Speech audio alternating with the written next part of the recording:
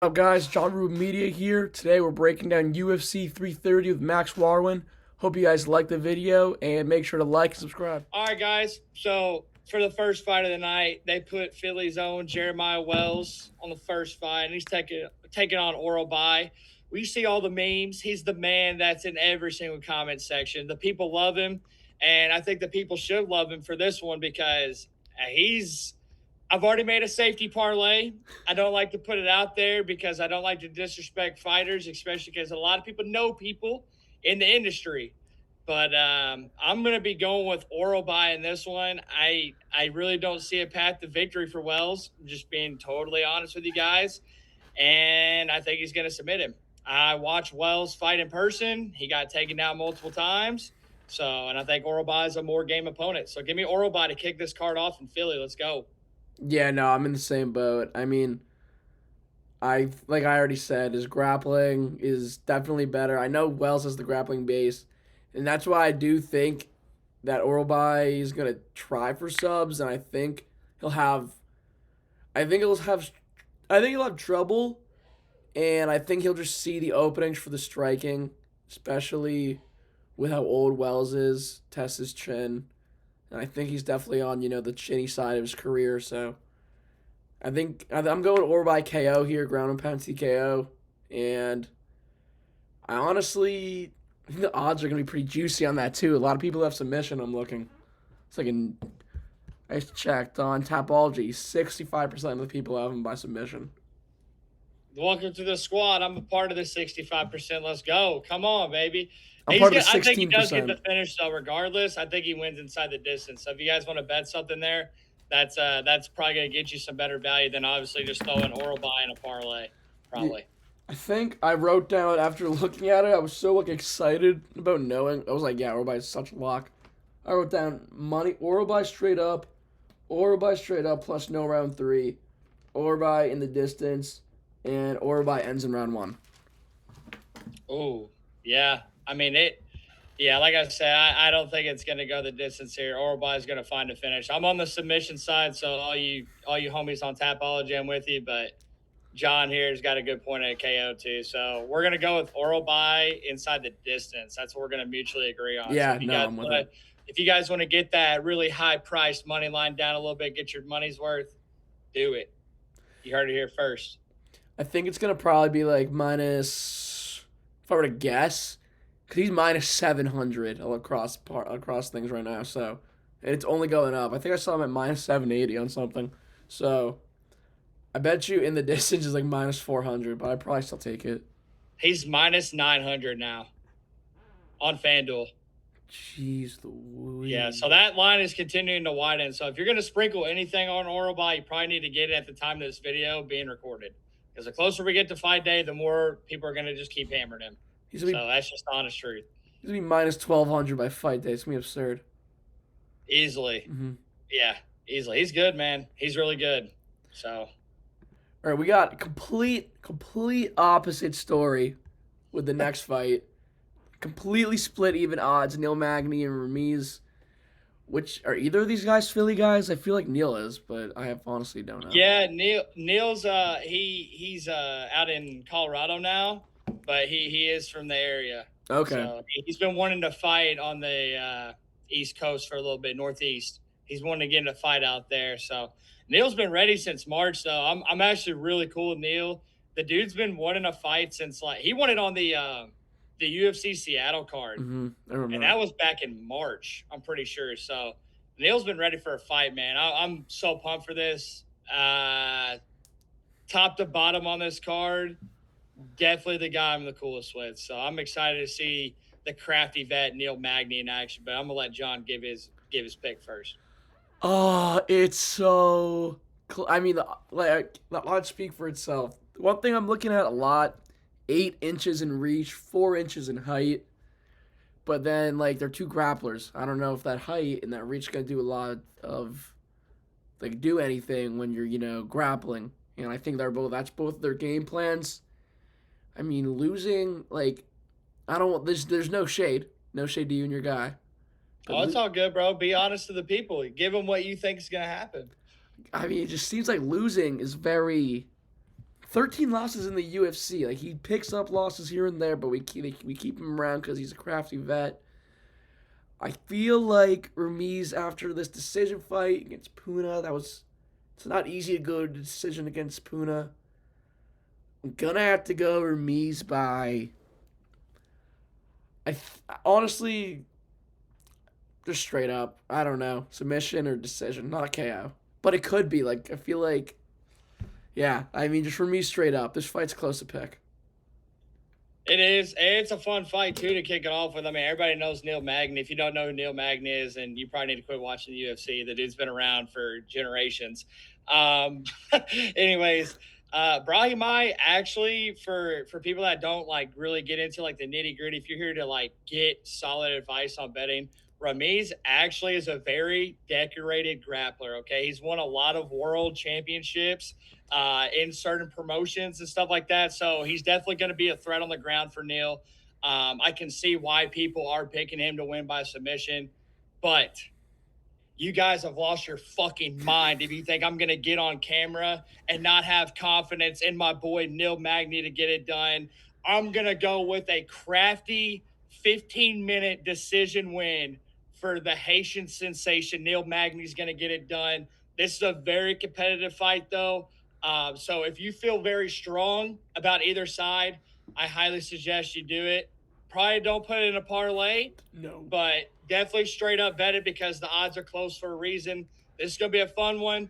So make sure you're in front of the screen early because we got some bangers coming to you. So, but yeah, I'm going with Neil. I'm always going to rock with my guys. I genuinely do think he's going to pull out that little crafty fit decision right there. So give me Neil, baby. Let's get it. This is a position, like, betting-wise, where crafty vets thrive. Like, yes. It's like you put a 35-plus-year-old in a minus 110 situation, they'll just fiddle their way to the decision win. And this is by far, like, opponent-wise, you go down the tape, this is Neil's not easiest, least experienced, worst, I guess would be a clear way to put it. And that's no disrespect to Hermes. Like, Neil's last fights are what? Yaroslav?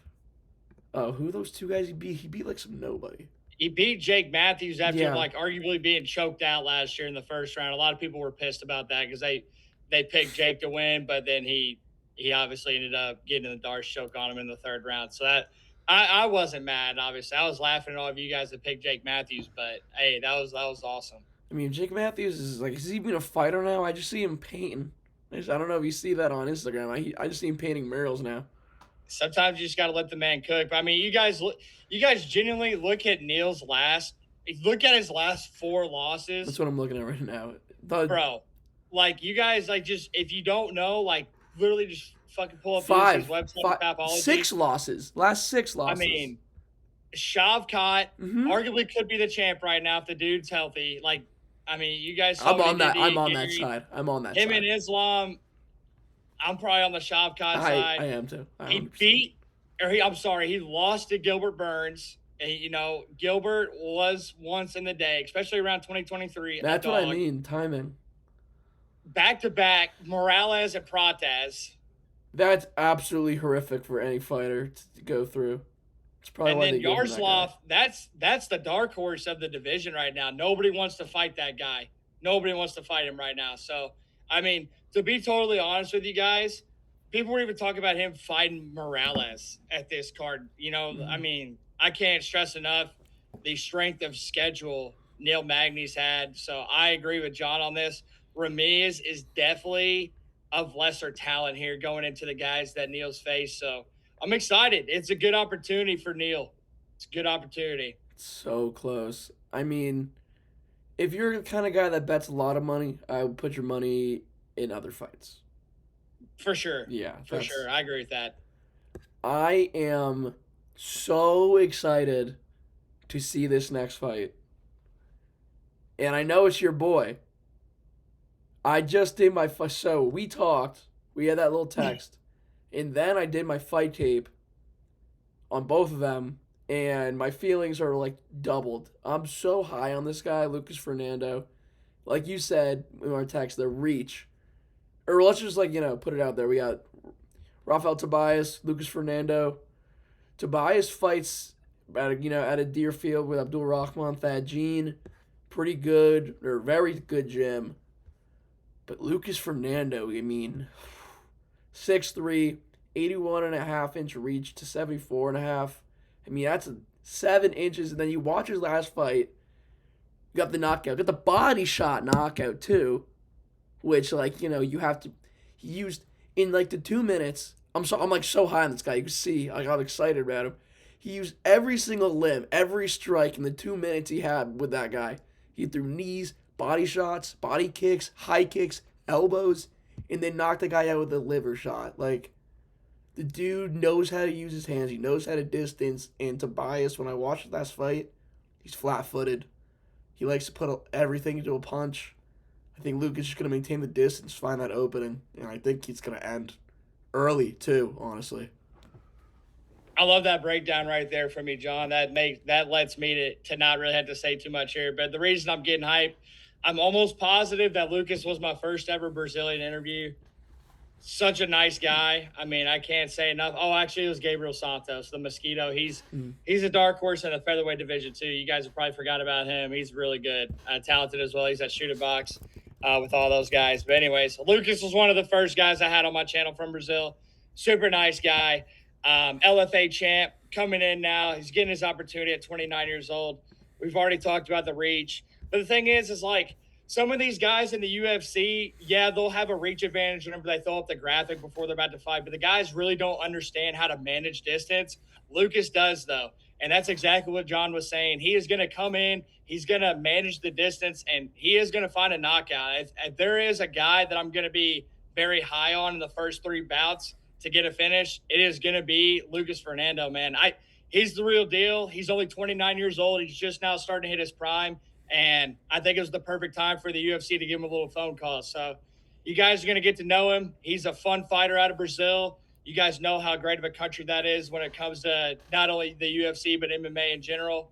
And he's going to put on a show, put his name on the map. So give me Lucas Fernando by knockout on Saturday night. I'm fucking pumped for this. Let's go, man. Yeah, I mean, you heard me. This is currently the fight I'm most excited for. And, if all of that doesn't get you hype enough to put your house on him, you go back and look at his only losses. Asmat Bakoyev, who is in the UFC, is a dog. He's coming off a loss, but, we know who he is. He's an absolute dog, one of the best in his division, unranked. And then his other loss right before that, timing important for this, 2023, Cesar Almeida, one of the best kickboxers of all time, went to decision with him, didn't get knocked out, and not knocking him out is normal. He doesn't get knocked out until very recently. But yeah, unless you're Pinos. Yeah, unless you're Pinos and he's 40. So exactly. I mean, those were high-level losses, and they both went to decision. He doesn't have it. He's never been finished. Yeah, I mean, we're both I'm hyped for this one. I'm so excited for this fight. Yeah, come shit on me in the DMs. If Lucas loses, come shit on me in the DMs. I really don't care. I think he's going to win. John thinks he's going to win. So put him in the bet slips, bet on him to win by KO, do whatever you got to do. But we're trying to win you guys some money. We're trying to put you guys on somebody that could be a problem. Could be a problem in that division. So it'll be fun to see how it plays out. But, yeah, I mean, like I said, we're going to get into this as the card goes on, guys. I know, from a name value perspective, it's probably not what you want to see from a numbered card, especially coming off 329. My God, what a loaded card top to bottom. Probably one of the best of all time, in my opinion. Me too. If you take away, the actual fights, how they played out themselves.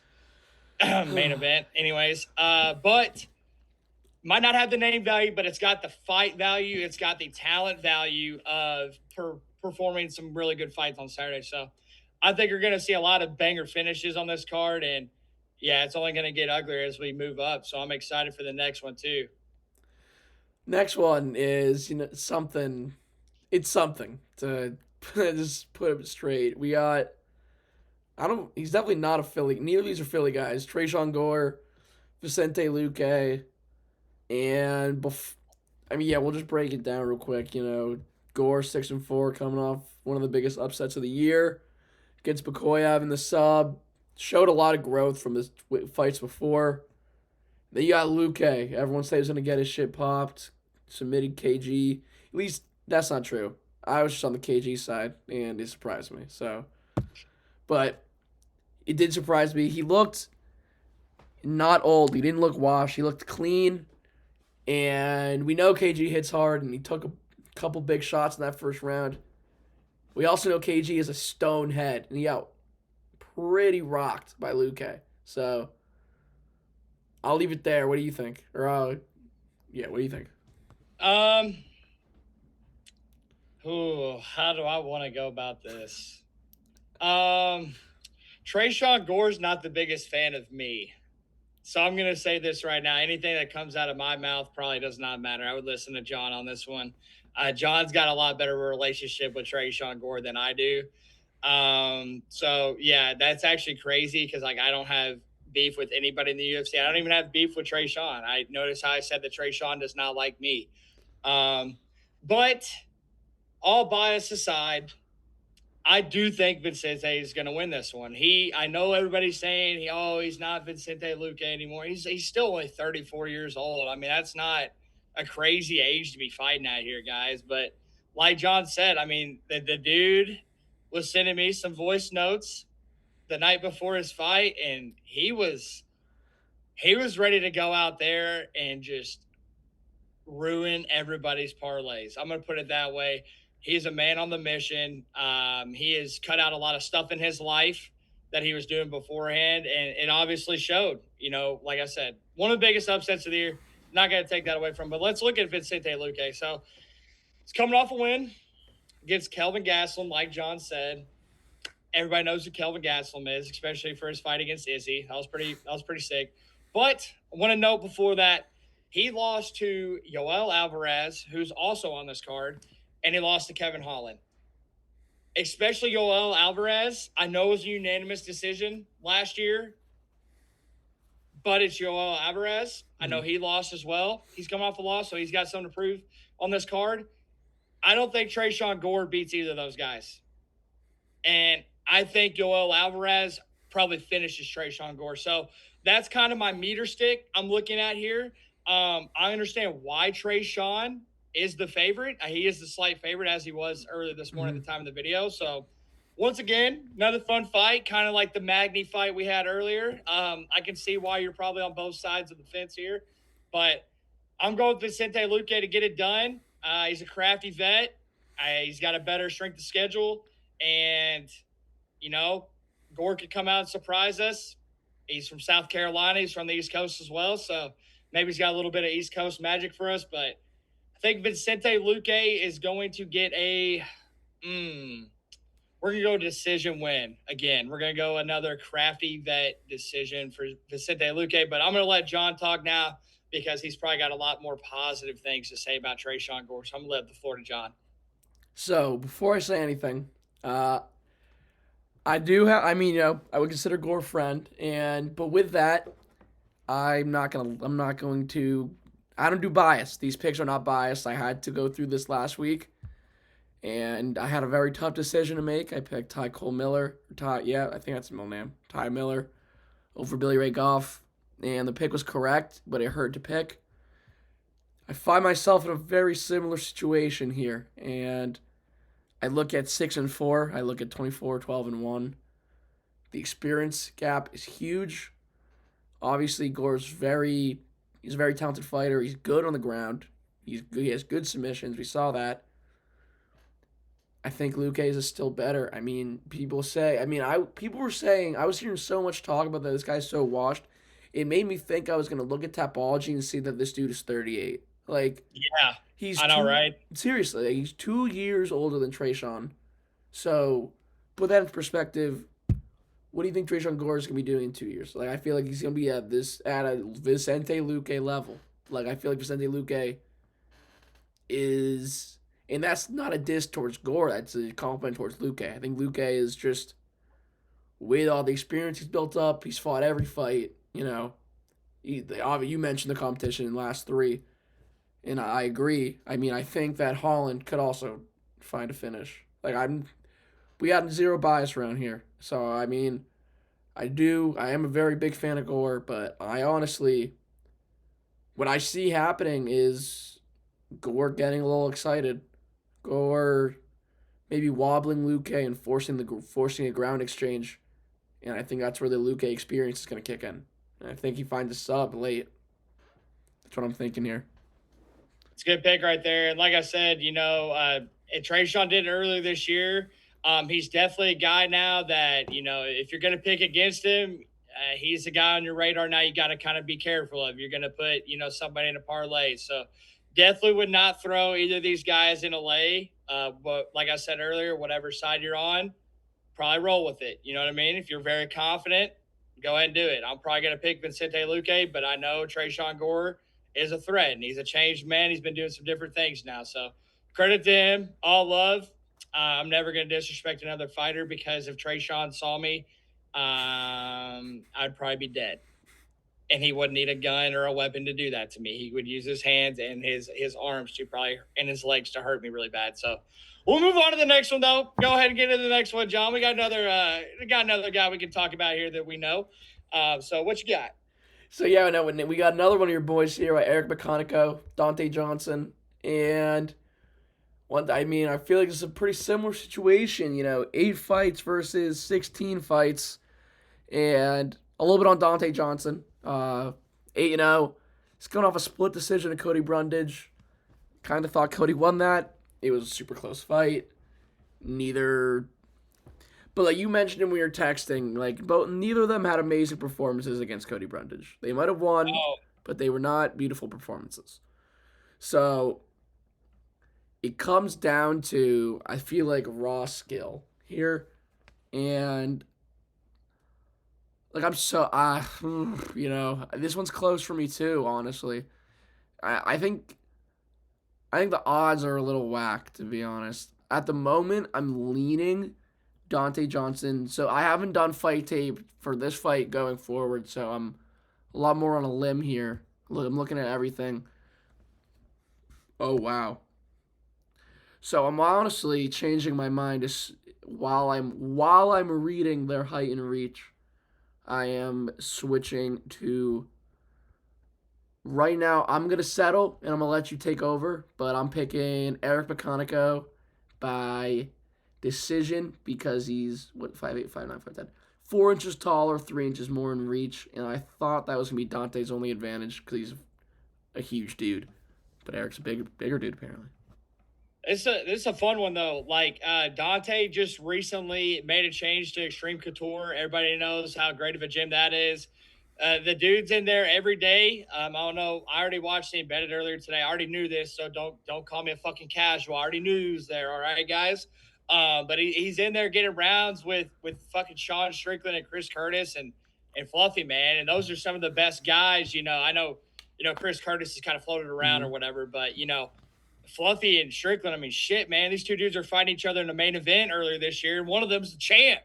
He just took out Hamza, you know what I mean? So you're going to get better if you surround yourself with guys that are the best in the world, and they are.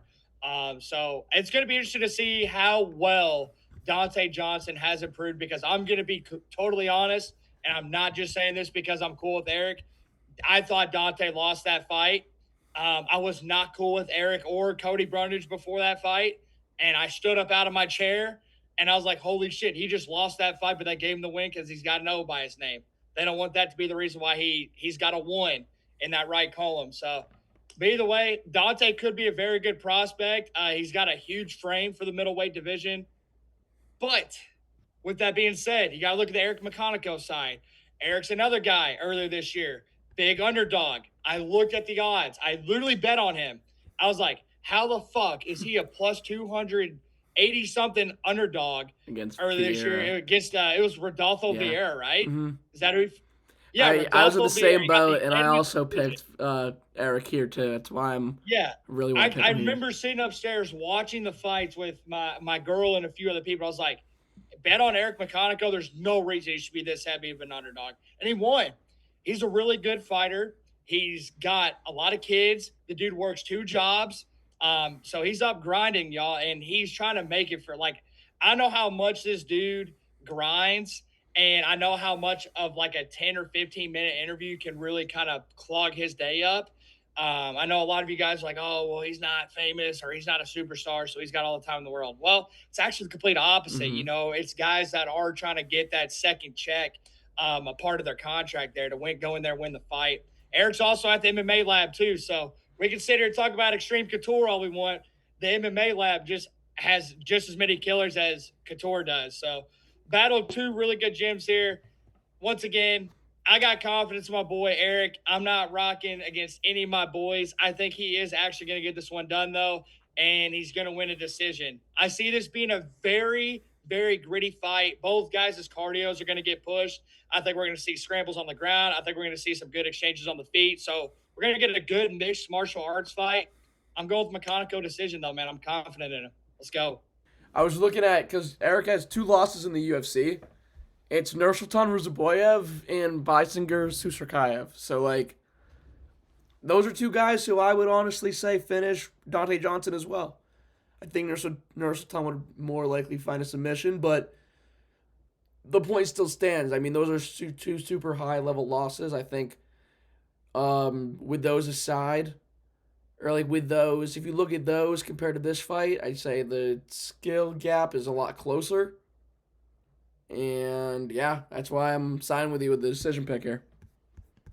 Yeah, I mean, you look at those two opponents too. Maybe not on Saturday night, they'd beat Dante Johnson, but last fight, they both beat him easy. They both beat him easily. So, like I said, though, that's what the fights are for, man. You know, it only takes a few months to really learn some stuff and, you know, get that sponge going in your brain and really, you know, work on your game and evolve it. So you've seen guys make quick jumps and shit like that. So, but I agree with John. You take those two opponents Eric's lost to, and they fight Dante Johnson on UFC 326, that Holloway and Oliveira card, they beat him. And that's not a lie. So if you want to argue with me, hit my DMs. Let's go. No, you're fully right. But like I also what you said was I was about to say, like you can if whoa. Dante Johnson, he's a super young prospect, obviously. So he can learn and like you said, evolve in a couple months when you're surrounded with guys like that and make super big jumps because he still has so much to learn. So that's why betting wise, if you're looking to bet on this and you're super in on the dog, be cautious because with these young guys, they can make super big jumps and find their form in the cage. If that makes sense. 100%. It can happen quick too. But yeah, from here on out, guys, we might have a string of slime outs coming up. But go ahead. I'll let John introduce what we got coming up. Next one's a brawl. Next one's going to be a fun fight. Jalen Turner. How many knockouts this guy have in his career? I mean, this dude's a finishing beast. Yeah, 11 knockouts, 4 submissions, and he's tested, 15-9. If you don't know Jalen Turner, what are you doing? Do you really, I mean, you're kind of, that's a casual call. Jalen Turner's been in the UFC forever. And you can get away with it. I don't even know how to say this guy's first name. Kai Fernandez. Kai. Okay, Fernandez. And this is a guy I am not well versed on at all. I've only recently looked at his last fights. He beat up on Harry Hardwick, which that guy cuts easy to say the least. So I feel like that's not as impressive. We see that dude get win or lose, beat to shreds in every fight he's in. So, and then everyone else, pretty lower level compared to who he's facing this weekend with Turner. Yeah, I mean, what do you think? They're the same age. Wow. Turner's a lot bigger, though. All right, yeah, what do you think? I mean, you actually just said exactly what I was going to start this off with. Like, sometimes, guys, you got to not overcomplicate it, okay? You're going to look at Jalen Turner here. I think he's 6'3" compared to Fernandez's 5'10". Massive height advantage, massive reach advantage as well.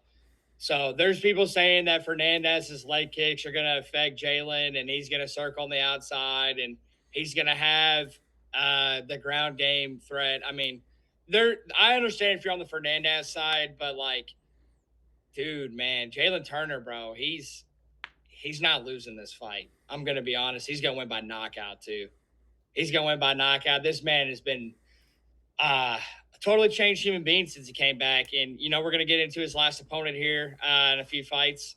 But, you look at his losses, why he was frustrated, why he retired. I mean, Bahamas or Ignacio, I should say, Moicano, Hooker, Gamrot, dudes that have all been floating in the top 15. I think Ignacio was ranked 14th at one point. He's not anymore. He beat King Green, which, I mean, King Green's beating everybody right now. So, those aren't bad losses. I think Jalen Turner's, we already talked about it earlier. He's a guy that manages distance well. And whenever you have a sniper like that can do that, it's going to cause problems. I don't think Fernandez is going to be able to get in the pocket and do anything about it. So I'm confident on a Jalen Turner KO. I'm betting on it too. I'm not putting it in a parlay, but I don't know why people are on the Fernandez side. I think Turner's the obvious pick here. So I'm going Turner KO. Let's go. Yeah, I like how you said it. Don't overcomplicate it. I mean, size, experience, bucket. Reach, like he checks all those boxes. Yeah. I mean, yeah, sure. Height, reach, experience, and then power. He has all of them, I would say. Yeah, no, pretty confidently too. I would say he has the knockout power over Fernandez. So, yeah, like you said, don't overcomplicate it. That's all I got for that one. Yeah, I mean, there's really not much to say. And like I said, you guys go on Tapology. I know we all live on there, the real hardcore MMA fans, but like they got Turner ranked at 15 and they got Fernandez at 46. So it's like, in my opinion, like kind of crazy that Jalen Turner's like not fighting a guy like to maybe get in the top 15 right now. But maybe he gets a little fraud checked here. Maybe Barbosa really is washed. But like I said, we'll get to Barbosa in a second. John, go ahead and lead us into the featured prelim of the evening. So this originally was Chidi Unju. I don't even know how to say his last name. Unjukwani. Injukwani? That's how you say it. It's crazy, bro. Wait, let me hear it. Chidi Injukwani. Chidi Injukwani. All right, got it. He was originally. I mean, that's like fucking crazy name. That's just like 8 different random syllables. Chidi. It is. It is. I already lost it. Chidi Injukwani.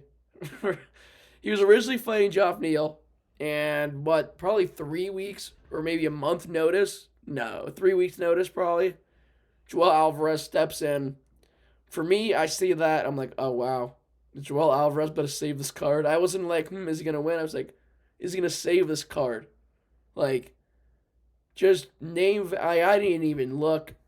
I'm already booking it. I'm confident too. Give me Joel Alvarez by submission, not KO. I want the submission play. And I'm confident in it too. I like that play a lot there, John. I saw this man get submitted by Jake Matthews a year ago in person in Nashville, and Joel Alvarez is a lot better than Jake Matthews. No offense. So with that being said, I also agree 100% with John, but Alvarez also has the KO threat as well. So I'm not going to bet on Alvarez straight up to get a KO or sub, but to be a safer bet for the people watching this trying to make some cash, if you're trying to put together a nice little lock lay, Joel Alvarez inside the distance, maybe even not like for round 3 to start. I think he really is going to do clean work of Chidi. Chidi's a big ass dude for 170, but I don't think it's going to matter. Joel Alvarez just ran into the dark horse of the 170 division. I mean, probably the most fun division right now in the UFC, that or featherweight in my opinion. But I mean, dude, he's going to get back on track here. And like John said, this is one of my more confident picks of the card that we're going to have an Alvarez finish, and it's going to happen in the first 2 rounds. So I agree 100%, brother. I like that. I think, excuse me. Whoa. Joel Alvarez in the distance plus round 3 not to start. I like that. It's a nice little 3 I'm actually gonna, if you want to talk for a second, John, I'll actually look that up what that is while you're talking to the peeps about this stuff. Yeah, I will. So I think something super interesting with this, you hear how confident we are. Why is it only minus 225? Yeah, what? It's, for me, I looked at that. I was like, all right, I guess they're giving Chi the benefit of the doubt. 3 weeks. He's been preparing for a guy. Geoff Neal is also a pretty dangerous striker. But I don't think Geoff Neal's submissions in ground game compared to Joel Alvarez and that puts a hole in Cheaty's whole camp. That's how I see it. I think the books are just giving Cheaty the benefit of the doubt. That's kind of how I'm looking at it. I mean, that's the only way I can look at it, to be honest. I really don't. I see this fight originally, and I see the odds as how the Esteban and Edson fight are. Like, that's what I was expecting. I was expecting minus 525 versus plus 400. Like, I was. So when I go in and I see it's minus 225 here, I don't think that's updated. So if you guys are thinking about betting this, similar with a lot of the people, and it was like this for 329, a lot of the MMA community comes together. They have a pretty clear idea of who they think is going to win, and those odds just keep piling and piling. This is 225. I looked. It's at 270 right now. And I think similar to last for 329, with these numbered events, with these known fighters, the MMA community gets these picks right. So I think some clean sweeps are in play this week. Some 12, 13 and 0s, however many fights it is, are definitely in play, and I think Alvarez can be part of it. So my fight day minus 400 is my guess for his odds. They don't have the props out yet, but the over under line for the round right now is 1.5. So if it's already at 1.5, that means that they're expecting to finish in a fight. Newsflash for you guys. So we'll see how that plays out. Minus 145 right now for it to be under a round and a half. I would say for the fight not to start the third round, just to give yourself a little bit, extra 2.5 minutes there. But either way, me and John are both very confident on the feature prelim, but we got the main card coming to you right now. So usually you say that, and then it's like, boom, heat, UFC 330, expecting a banger. No, we're starting with 3-fight losing streak, 40 years old, Edson Barbosa. That would be awesome in 2017. So cool in 2018. It is 2026. So, on the other side, we have Esteban Ribovic. He's exciting. I mean, obviously they're both exciting. It's just, is Edson as exciting as he was? 3 fights in a row. Got knocked out by Jalen, who we know is a good striker. But that's your whole thing, Edson. You're a striker. You made it distance. That's why I think that's kind of nerve-wracking. First round as well. So, my whole take on this fight, every fighter has it. I think Edson's Jalen Turner fight was the skid flip. And it stinks to hear it, but I think, after that, we're going to see some Tai Tuivasa looking record with, a bunch of losses in a row. I'm seeing, finishes come. I just think that's where we're at now. 2 decisions in a row where he got pretty dominated. Then the finish. Ribovic is on his side. He has the striking. We've seen him in wars. He's coming off, he definitely does not want to go get back on the ground after last fight, I would assume, after that submission loss. So, yeah, I mean, I think Esteban in the distance is super live here. What do you think, Max? Yeah, I think this is another one of the clear-cut picks on the card. I just don't see any way Edson wins this fight. If he does win, I guess he needs to start fighting with hair because he's got hair on his head right now. But either way, Esteban's really good, guys. He got the best knockout that I've ever seen in person. I've been to 8 or 9 UFC cards now, and I was there whenever he kicked Terrence in the head. So that was crazy to see. The dude's super skilled, super talented. No, he's coming off a loss to Gamrot, which at the moment isn't looking too great right now with what Sal Kill did to him, but Sal Kill could be a fucking champion one day, bro. I'm not going to lie. Him and Patty, him and Charles, he beats Max right now. Him and Armin. I mean, dude, there's some really fun fights. I think Quillen's so well-rounded. But either way, not going to knock Esteban, what happened earlier this year, but I am going to knock Barbosa for his last 3 losses. Jalen Turner is really good, but just losing to Jalen Turner's not going to let you beat Esteban Ribovic. Esteban's at one of the best gyms in the country at Killcliff FC. He's another one of my boys. I'm definitely not picking against Esteban. He is one of my locks of the card. I'm agreeing with John. If me and John are saying the same thing, you probably need to go ahead and load up DraftKings or FanDuel if you want to win some money with us. Esteban's going to get this one done inside the distance, no doubt, 100%. And if he doesn't, he's going to get the dub unanimously. I don't know. I don't see this fight going to the distance, dude. You take two strikers who would like to toss them, like Edson. I mean, they're very clean strikers, but they throw a lot. They throw hard. I'm seeing the If I had second to round. pick, we're going with Ribovich in the first 7.5 minutes, under 1.5 rounds. I love that. Yeah, I If I'm would. giving like a very like aggressive pick, he's gonna sleep him, and it'll probably be Barbosa's retirement. He'll probably get a video up on the screen afterwards. People will shed some tears, but yeah, Ribovich is gonna win. He's gonna spoil the retirement fight. If this is Barbosa's last fight, he hasn't said it yet, but he's been teeter-tottering about it. So yeah, we're gonna get a pretty good slime out to start the main card, I think, Yeah, I'm and seeing there's it. more coming. 100%. I think I might do the same thing with this one. I think I'm gonna go Esteban inside the distance, no round three. Just because I'm playing a little safer, a little safer. Yeah, for sure. I like that. I like that a lot. This next one is, I wouldn't even be. I don't even know if I'd smirk if I saw this on a fight night card. I don't. I mean, you know what? I'd probably smirk if I saw Abdul Malik on the prelims of an Apex card, but no, we are on the main card of UFC 330. With that aside, let's get into it. We've got Mansour Abdul Malik, who, if you're on Tapology, they have him ranked at 12. That's something. Or scheduled strength at 12. I don't know where they get that. I mean, I was super high on this guy, and then he made me eat my words while I got pieced apart by Yushi Bulgari for 3 rounds straight until he got knocked out. Bulgari, I mean, that's obviously a pretty well-aging loss, but I mean, he got picked apart pretty badly there. With that aside, I do still think he's going to beat Dustin Stoltzfus. I barely know how to say. I need to work on my pronunciation. You said it right. You got it right. Yeah, but it was barely. It took a lot of brain power for me to get there. So that's what I'm worried about. Something okay. No, never mind. I was looking at this KG loss. Yeah, it doesn't really mean much to me. Yeah, no, he's probably gonna get slimed out. To be completely honest, Mansour Abdul Malik's probably gonna catch a body with Dustin, and no, I take it back. I think this is going to be a sloppy fight. Sloppy 30-27. I don't know. I just don't. I'm not, after last fight, I'm not as high on Abdul Malik as I was. I think it's just going to be a sloppier fight.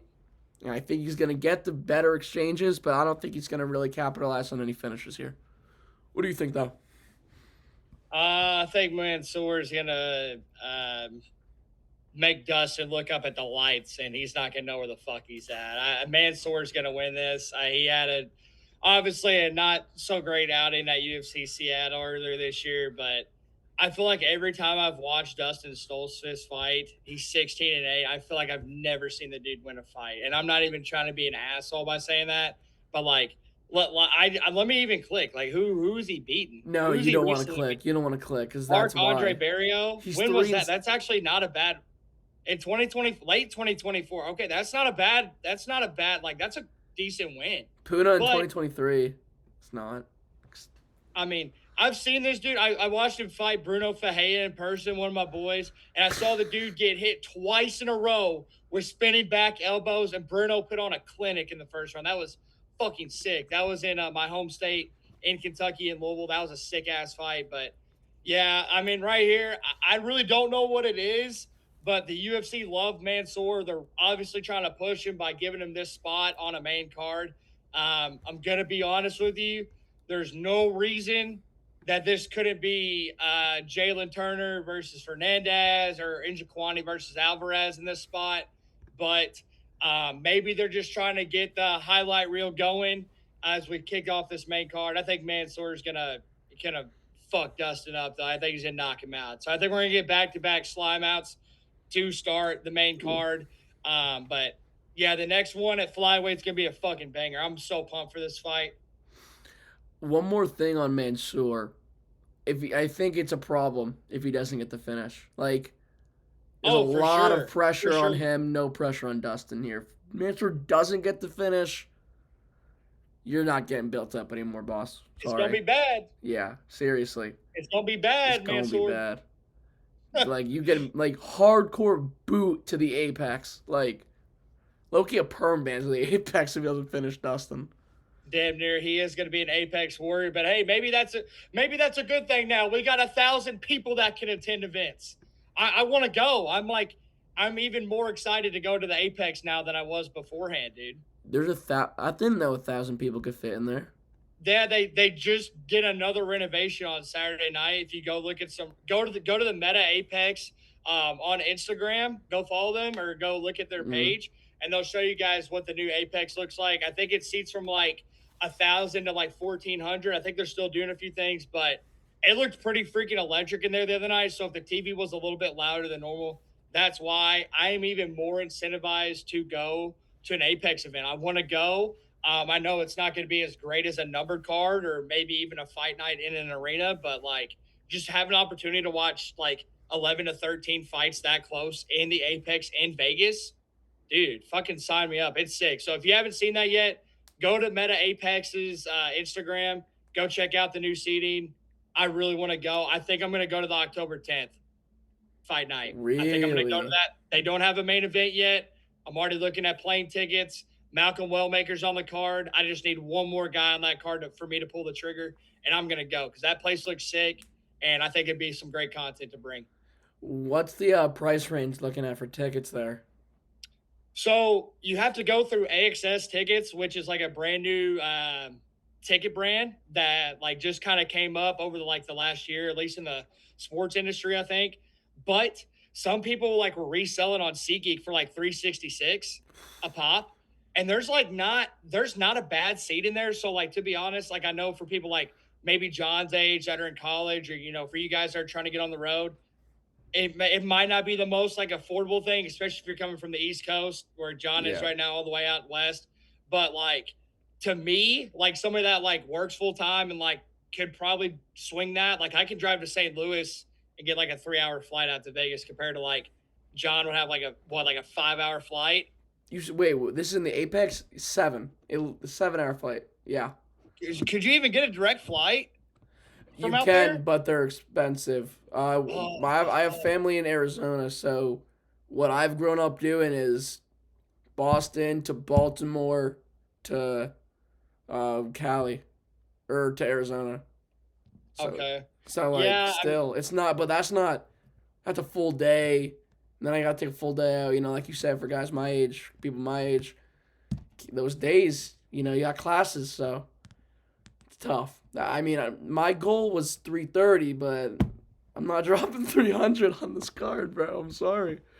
Hey, for all my people, though, like, seriously, if you're in the area this weekend and you do want to go to this Philly card, freaking grab a buddy and just go up there Saturday. Like, go grab lunch, go find a restaurant, something like that. Even if you're not 21 yet, dude, just go to Philly and literally sit in a restaurant, hang out for like a couple hours. The tickets are going to drop for this. This event is not going to come nowhere close to selling out. I think you're going to see a huge drop in ticket prices. So for people like John, I highly recommend going, especially if you're a content creator. So, John, I would go on Saturday. I don't know how much gas that's going to be for you, brother. And I know you're about to start school back up, but like, I'd go. The tickets are going to, I think they're going to get in the 200s to be able to sit in the nosebleeds. And that's worth it for me to watch a numbered card. Obviously anybody would want to go. So it's just a matter of, because I leave for school. Oh my God, the 19th. No, I leave that. Yeah. I leave the 18th. Oh, you're good. You can make it back, right? How long of a drive is it for you? Oh, wait, this is the 15th, isn't it? I think it's the 16th. I'm trying to pull up my calendar 15th, right now. 15th. Yeah, it's the 15th. Yeah, it's August 15th. You're right. I'm sorry. Yeah, it's the 15th. You got some wiggle room, dude. I don't know how long of a drive it is, but I'd go. Seriously, if you're on the East Coast, even if you're in college or you're young, like, this is a good opportunity. You're going to get to watch 2 title fights, and it's not the greatest card from a name perspective, but, like, you're arguably getting to watch the GOAT fight at the end of the night, too. And if he loses, be one of the craziest, would be one of the craziest championship fights in history, probably. I want to go so I might. Me and Pop's gonna have a little talk after this. Yep, I just did it. So sorry, Mr. Rubin, for that. But yeah, I think you guys should go. The tickets are going to drop. Go grab dinner in Philly. Have a good time. When it hits about 3, 4 o'clock Eastern time, then things are going to go right down. Resellers are going to start pooping their pants. They're going to be like, oh my God, I'm about to lose all this money. Tickets going down. Oh, you think that they're gonna? You think at like 4 o'clock, like on Saturday? Yeah, like what time's the event start Eastern time? What? Let me go. No, to yeah, CP. no, like 8, right? Oh, I was talking about. I go for the prelims. I watch the whole. If I'm gonna Oh, pay of money course. I to go mean, to an I would event, be there at probably 5. So, I would settle, sit down, get it comfy. says 6 p.m. Is that going off? Is that going off the start of the? That's got to be going off the start of the. On Tapology, it says early prelims are at 5:30 ET, which I think is right. Fuck. Let me go to my thing here. Early prelims 4:30 for me. That's 5:30 Eastern time. Okay. Yep. Yeah. Seriously. 4:30, 5 o'clock even. 30 minutes before the event starts. Then things can go down. I promise you guys. You get tickets right now for $270. You're gonna be able to walk in that arena for $200 on Saturday. Confident in that. Confident. Might be there. I might be there. All right, we're getting carried away. You're getting me excited. Let's. That's a conversation I'm gonna have to have with Pops after this. Let's go, baby. Come on, Mr. Rubin. Let's go. Clutch up. Come on. This next one, my boy, first person I ever talked to. He doesn't speak English. Shout out Instagram translator. We had like we had to talk for 30 minutes. I did like a post with just like quotes from what he was saying. It's super low quality, my first post ever. But yeah, I mean, I kept in contact with him, always check in. And he's a fucking beast. I am so high on Jose Ochoa. My only thing, doesn't like to knock people out. Well, he does, but I don't know. Clayton Carpenter, thought he was going to knock him out, but it seemed like a lot of pillow hand action, which got me nervous. And if you let 15 minutes go by, Charles Johnson's going to kind of put the pace and take over, which is what I'm scared of. So, give me Ochoa knockout. But what do you think? And this one, I'm actually cool with Charles. So, but Jose's from Shooter Box in Brazil. So, like, I'm cool with all them dudes too. So, this is kind of like a bittersweet fight for me. You guys know what Charles does to prospects, though. It's going to be bad. You know what he does? You know what he does to these prospects? He'll lose to somebody he shouldn't lose to. Man, look what he did to Josh Van. Kavanaugh. Look what he did to Kavanaugh. I mean, oh, man. This is tough. I'm not going to lie to you. Might be the toughest thing to pick on the card. You don't know what you're going to get because it's like John said. Does Ochoa have the knockout power? Yes. Is he going to impose that? We don't know. Charles is also a very slow starter. Lon beat the shit out of Charles for that entire first round last year. And then Charles, here comes the second round, putting the pace on him, walking forward, working his body, going upstairs, kicking his legs. So I'm going to be real. If you're here to win money, probably wouldn't bet on this fight. Going to be honest with you.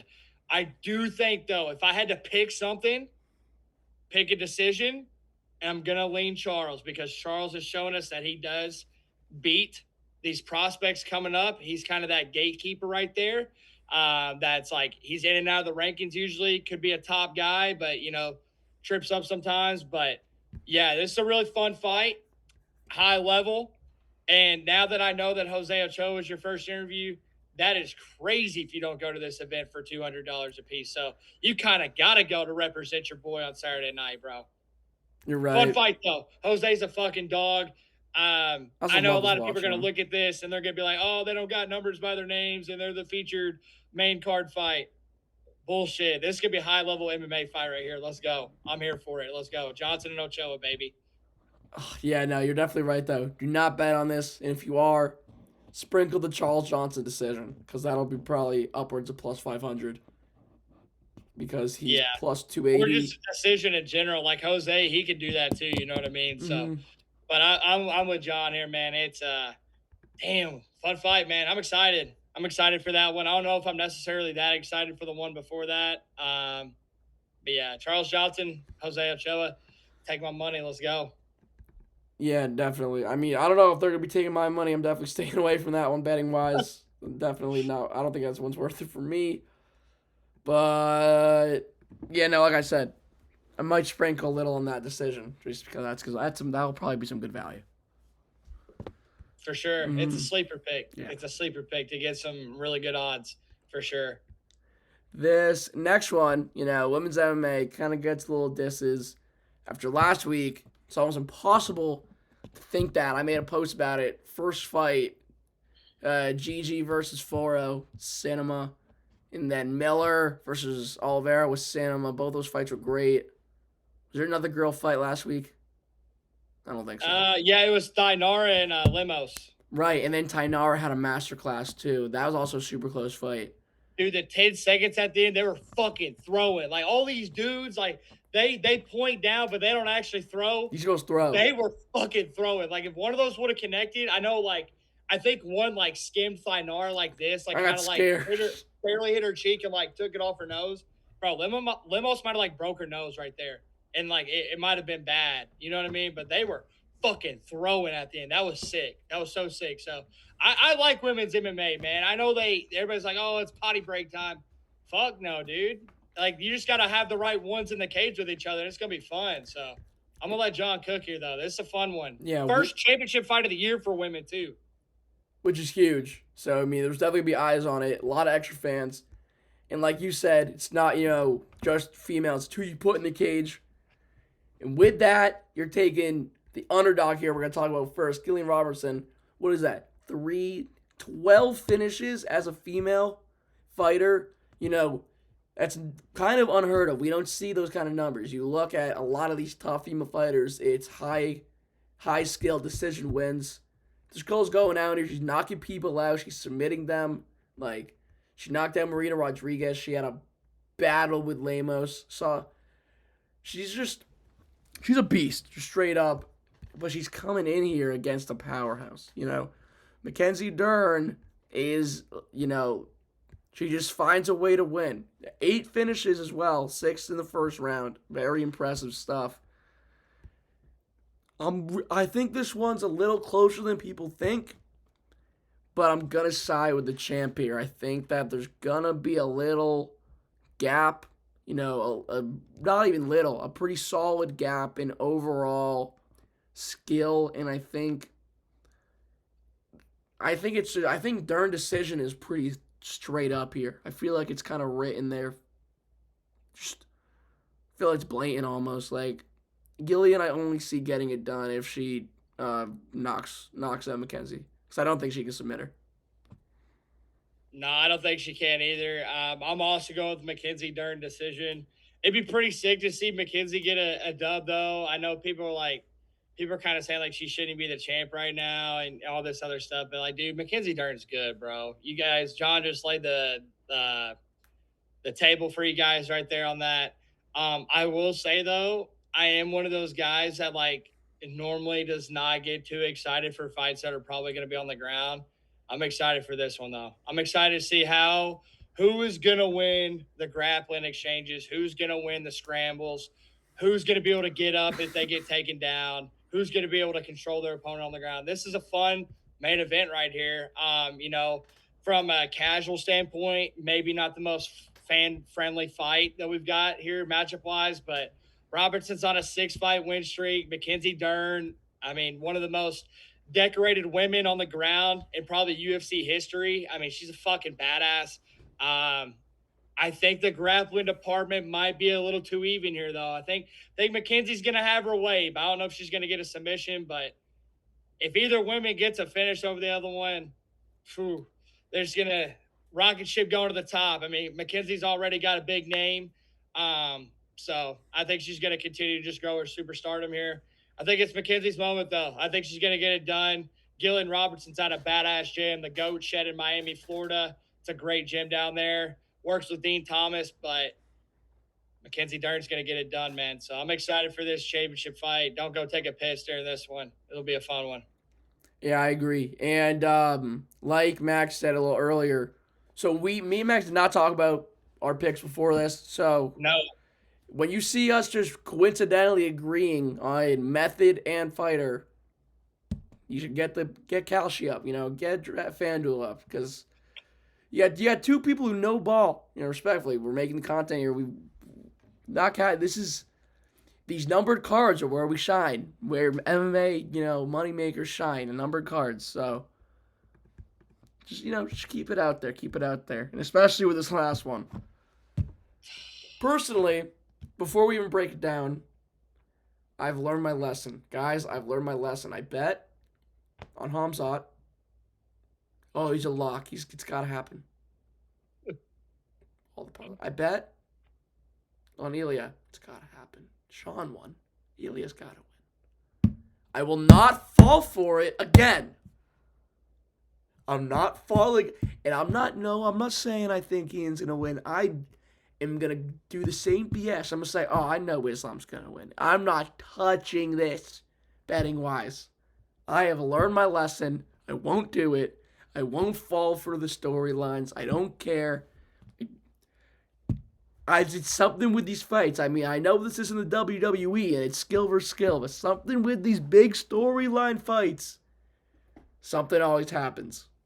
And I don't want to be the guy who falls victim to it. I just want to sit there and enjoy an upset. So we're going to take Islam, and we're going to be lame. We're going to take Islam decision because I think he's just going to sit there, realistically. But I'm not going to touch it. I've learned my lesson.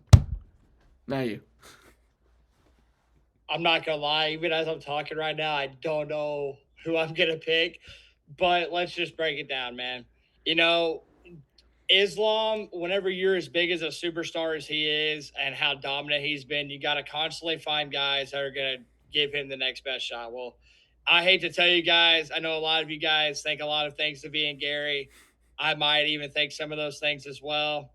But I do, you take away any of the shit he says on podcasts or anytime he even opens his mouth and you hear that little weasel voice that everybody loves. I'm not hating right now. I'm just saying from the general public, he's a good fighter, and you cannot take that away from him. I don't give a shit if you think he sits in the hotel corner.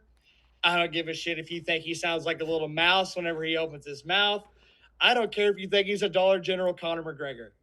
He's a fucking good fighter. And something else, he's got one of the best IQs in the UFC, and he has some of the best footwork in the UFC. And this is across all weight divisions. That's a fact. That is a fact. You cannot disagree with me right now. If you're watching this and you watch this sport, if you disagree with either of those two things, anyways, you got Islam Makhachev. Rightfully so now, the number one pound for pound guy. The other guy, he fell at the White House, got his shit beat up by Justin Gaethje. What a fight. Damn, that was sick. Mm-hmm. Islam's number one, man. And every single time an Islam fight comes up, we sit here and we think, how is this guy going to get beat? People want to pick against Islam because he's from Dagestan. Yes, I'm one of those guys that isn't a lover of the Dagestan guys, just to be completely real with you, but they win. They win, guys, and that is something that you can't take away from them, no matter how you feel about them. So I don't see a finish in this fight. I don't see either guy taking a chance where they get in such a bad position that it's going to lead to the finish for their opponent. But it's like John just said. Sean Strickland's beat Hamzat. Justin Gaethje has beat Ilya. We've seen so many upsets this year. They've happened. We have sat here on screen, told you guys to bet the house on these dudes. And it has not happened. Right here, though, totally honest. I know everybody gets, you got the drinks in you now. You've been drinking the beers all day. You want to throw some money down. You've hit some other parlays that have already happened. I am completely agreeing with John right here. And we did not talk prior to this other than just about Lucas earlier on the card. Stay the fuck away from this fight. Dude, I don't know what's going to happen. I'm going to pick Islam because that's just what the history tells me. Do I think Ian Garry has the physicality, the physique, the reach, the distance management, the IQ, and the overall just base of being a great MMA fighter? Fuck yeah. If there's going to be anybody that beats Islam, it's Ian Garry. It is. I'm going to be honest. I don't see anybody else that's going to beat him right now. Well, there's that one guy that's coming back. Shavkat. Woo! Shavkat. Hey, dude's had a long layoff. We'll see what he's looking like. That's probably your matchup right there. I'm going to be honest. But right now, we got Ian Garry in front of us. I think it's going to be an Islam decision. This fight could end up being one of the best fights of all time. Or it could be another JDM Islam MSG last year. Either way, I'm very excited. Anytime I see a main event and I'm talking to you guys and I really don't know who I'm going to pick, that's why we love this sport. That's why we turn on the TVs. That's why we turn off everything that we're doing on Saturday nights and we sit down in front of the TV for those 25 minutes. This is such an awesome championship fight. I think that's why the rest of the card is lacking some name power. But give me Islam decision. Would not surprise me if Garry somehow pulls out a decision here, though. But he can also, hey, I don't think Ian's going to be as hesitant to do stuff as like Dustin Poirier was. And even Dustin was hitting Islam with some shit on the feet. And Ian's way bigger than Dustin. Way bigger than him. So it could be one of those things, man. I don't know, bro. But either way, fun fight. Tune in. Don't bet on this fight. If you do bet on it and you win money, you know ball. I'm a casual. I'm going to let John do the end recap here. I just talk so much because I get so excited for this. I love this shit. That's why I get out of bed every day. But it's on decision. That's what I'm going to leave y'all with. Yeah, I'm in the same boat. For one, we got to do another breakdown. Coincidentally, picked every single fight correctly except it's the same, except one. So got a little count there with the picks there. And a little wrap up. I want to know your let's go 5 favorite picks for this card. 5 favorite picks. I'll just go ahead and tell you guys my lock parlay. I think it was plus 120. I do put a lot more money on my lock parlays of the week than I do my normal bets. But I put Orobai money line, Alvarez money line, Ribovich money line, and Abdul Malik money line. That gets you plus 121 odds on FanDuel as of this morning. So if you want to rock with me, I think those are 4 solid picks, but there's some other things I'm definitely going to be putting some cheese on. I think I'm going to be putting some cheese on Mackenzie Dern decision. I think I'm going to be putting some cheese on a Jalen Turner knockout. Oh, yeah. I think I'm going to bet Vicente Luque's money line. Yeah, that's what we're looking at right now. Let's go. I like those. I think I'll toss mine out. I'm surprised you didn't say him. I'm going Mick the Beck. Second one, Lucas Fernando in the lock lay, and I'm confident. Oh, dude, I forgot about Lucas. Fuck, why did I not put him in there? I'm shocked you didn't put him in there, man. What? Did they have him on the – hold on, I took the main page of FanDuel here. You got to go to full fights. You got to go to every fight, and it goes to the future. It does all of them. Sometimes it likes to hide them. I think it hit it from me this morning. I did mean to throw Lucas in there. That would have got me at probably like plus 150. It would have. Oh, I can still cash out for $25 though. So that's what we're gonna do. We're adding Lucas to the parlay. Live ad. Hold on, I'm about to lock that shit in. What is it? Hey, now plus 182. Plus 182. That's some good odds right there. I like all 5 of those guys to win though. All 5 of them. Let's go. Well, now thank you, Todd. Thank you. Yeah, I was pretty confused. I was like, come on, those were one of the best odds on the thing, minus like 270 to 300 based on where you're looking. So, I think my favorites, because I'll draw like my lock lay. It's gonna look something like this. We're gonna have Mick the Beck. Gonna have Lucas Fernando. We're gonna have Joel Alvarez and Esteban Ribovich. And then we might do one more 5-leg and have Mansour in a 5-leg. So to have a 4 and a 5 there. I think that's where we're sitting. So that's the card. What I do. Well, I appreciate you having me on here, John. It was fun to break it down.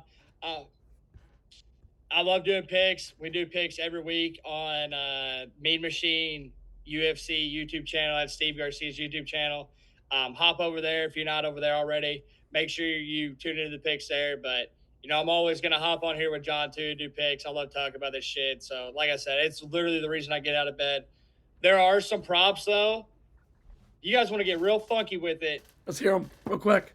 You want to get real funky with this shit? You realistically could go Orobay inside the distance, Fernando knockout, Turner knockout, Alvarez inside the distance, Ribovich KO. Yeah. Yeah, I don't know if I'm too confident on anything else after that, but like I wouldn't toss Mansour in there. Plus 1,000 odds, probably. I don't know. Woo. Definitely gonna have to take a little look at that. Might be investing, to say the least. But either way, really fun card. Don't bitch and complain. We got 2 title fights on the line. We're going to see a lot of finishes, I think. And it'll be a fun Saturday night. So tune in. Let's go. John's going to be there, too, to cover it for you guys. We'll see. Fingers crossed. Tune in. Make sure you guys go follow him on Instagram. If you're somehow subscribed to the YouTube channel and coming across this video and you're not following on YouTube or on Instagram, he just changed his Instagram name, too. So make sure you guys go check him out. He's got some good shit.